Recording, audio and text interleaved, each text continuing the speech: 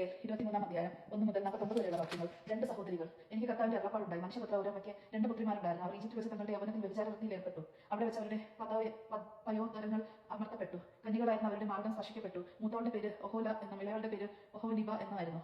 അവർ എന്റേതായി. അവർക്ക് പുത്രന്മാരും പുത്രിമാരും ജനിച്ചു. അവരിൽ ഒഹോല സമരിയയെയും ഒഹോലിബ ജെറുസലേമിനെയും സൂചിപ്പിക്കുന്നു. ഒഹോല എന്റേതായി തീർന്നപ്പോൾ വ്യഭിചാരം ചെയ്തു. അവൾ അസീസിയരായ തന്റെ കാമുകന്മാരിൽ അവകാശം പൂണ്ടു. നീലവസ്ത്രധാരികളായ യോദ്ധാക്കളും ദേശാധിപതികളും സേനാപതികളുമായ അവർ അഭികാമ്യവും ആശാരൂഢവുമായ യുവാക്കന്മാരായിരുന്നു. അസീസിയാറിലെ പ്രമുഖന്മാരായ അവരോടുകൂടി അവൾ ക്ഷയിച്ചു. താൻ മോഹിച്ച എല്ലാവരുടെയും ബിംബങ്ങളാൽ അവൾ തന്നെ മലിനയാക്കി. ഈജിപ്തിൽ വെച്ച് പരിശീലിച്ച വ്യഭിചാരവൃത്തി അവൾ ഉപേക്ഷിച്ചില്ല. അവർ അവളുടെ യൗവനത്തിൽ അവളോടൊപ്പം ക്ഷയിച്ചു. കന്യകയായ അവളുടെ പയോദരങ്ങൾ അമർത്തി. അവർ തങ്ങളുടെ വിഷയാസക്തി അവളിൽ ചൊരിഞ്ഞു. ആകയാൽ അവൾ അത്യന്തം മോഹിച്ച അവളുടെ കാമുകന്മാരായ അസീസിയാരുടെ കരങ്ങളിൽ അവളെ ഞാൻ ഏൽപ്പിച്ചു കൊടുത്തു. അവർ അവളുടെ നഗ്നത അനാവരണം ചെയ്തു.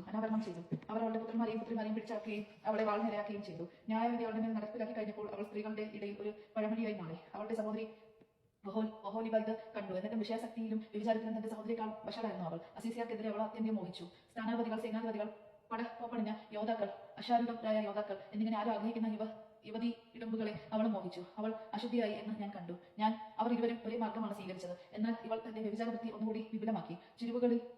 ചുവരുകളിൽ സിന്ദൂരം കൊണ്ട് വരച്ച കല്ലായ പുരുഷന്മാരുടെ ചിത്രങ്ങൾ അവൾ കണ്ടു. അരപ്പട്ട കൊണ്ട് അരമുറുക്കി തലയിൽ വർണ്ണശമ്പളമായ തലപ്പാവ് ചുറ്റി കല്ലായ നാട്ടിൽ ജനിച്ച ബാബിലോണിയക്കാരെ പോലെ കാണപ്പെടുന്ന വീരന്മാരുടെ ചിത്രങ്ങൾ അവൾ കണ്ടപ്പോൾ തന്നെ അവൾ അവരെ അത്യധികം മോഹിച്ചു. അവൾ കല്ലായിൽ അവരുടെ സമീപത്തേക്ക് ദൂതന്മാരെ അയച്ചു. അവളോടൊത്ത് ക്ഷയിക്കാൻ ബാബിലോണിയക്കാർ വന്നു. അവർ അവളെ വിഷയാസക്തി കൊണ്ട് മലിനമാക്കി. അതിനുശേഷം അവൾക്ക് അവരോട് വെറുപ്പ് തോന്നി. അവൾ പരസ്യമായി വ്യഭിചാരം ചെയ്യുകയും നഗ്നത തുറന്നു കാട്ടുകയും ചെയ്തപ്പോൾ അവളുടെ സഹോദരിയോടെന്ന പോലെ അവളോടും എനിക്ക് വെറുപ്പായി. എന്നിട്ടും ഈജിപ്തിൽ വ്യഭിചാരവൃത്തി നടത്തിയ യൗവനകാലത്തെ അനുസ്മരിച്ചുകൊണ്ട് അവൾ കൂടുതൽ വ്യഭിചരിച്ചു. കഴുതകളുടേത് പോലെയുള്ള ലിംഗവും കുതിരകളേത് പോലുള്ള ബീജശ്രവണതയുള്ള തന്റെ ജാലന്മാരെ അവൾ അമിതമായി കാമിച്ചു. ഈജിപ്തുകാർ മാർഡത്തിലമർത്തുകയും ഇളം സ്തംഭങ്ങളെ ലാളിക്കുകയും ചെയ്ത് തന്റെ യൗവനത്തിലെ ലംബടത്വം നീ കൊതിച്ചു. അതിനാൽ ഒഹോലിബ ദൈവമായ കർത്താവ് അരുൾ ചെയ്യുന്നു, നീ വെറുതെ നിന്റെ കാമുകന്മാരെ ഞാൻ നിനക്കെതിരെ ഇറക്കിവിടും. എല്ലാ വശങ്ങളിലും നിന്ന് അവർ നിന്നെ കൊണ്ടുവരും. ആരും കൊതിക്കുന്ന യുവാക്കളായ സ്ഥാനാപതികളും നായകന്മാരും പ്രഭുക്കന്മാരും അശാരൂഢരായ ബാബിലോണിയക്കാരും കൽദായരും കോവ എന്നീ ദേശക്കാരെയും എല്ലാ അസീസിയക്കാരെയും ഞാൻ കൊണ്ടുവരും. അവർ ധാരാളം രഥങ്ങളോടും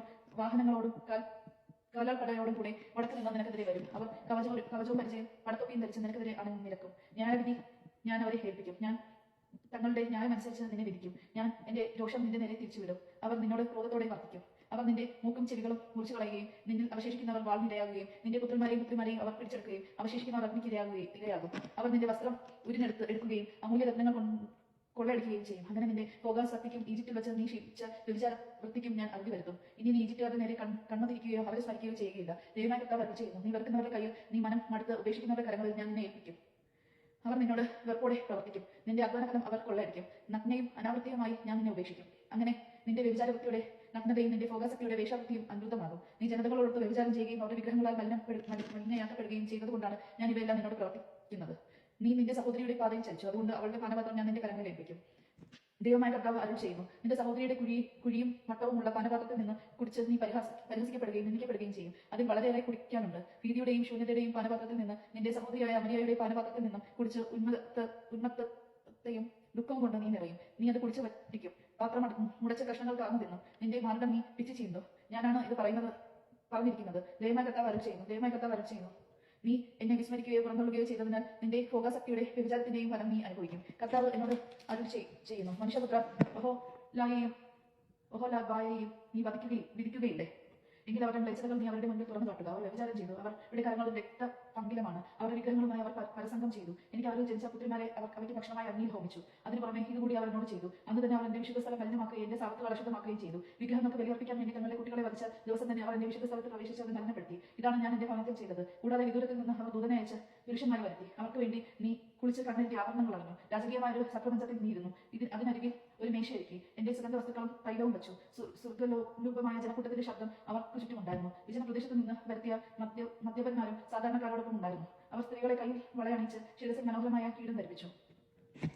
ഞാൻ ചിന്തിച്ചുപോയി, വ്യഭിചാരവൃത്തി കൊണ്ട് വൃത്തിയായ സ്ത്രീ അവളുമായി പരസംഗത്തിൽ ഏർപ്പെടുമോ? എന്നാൽ ഒരു വേശ്യ എന്നതുപോലെ അവളെ അവർ സമീപിച്ചു. ഇങ്ങനെ വ്യഭിചാരികളായ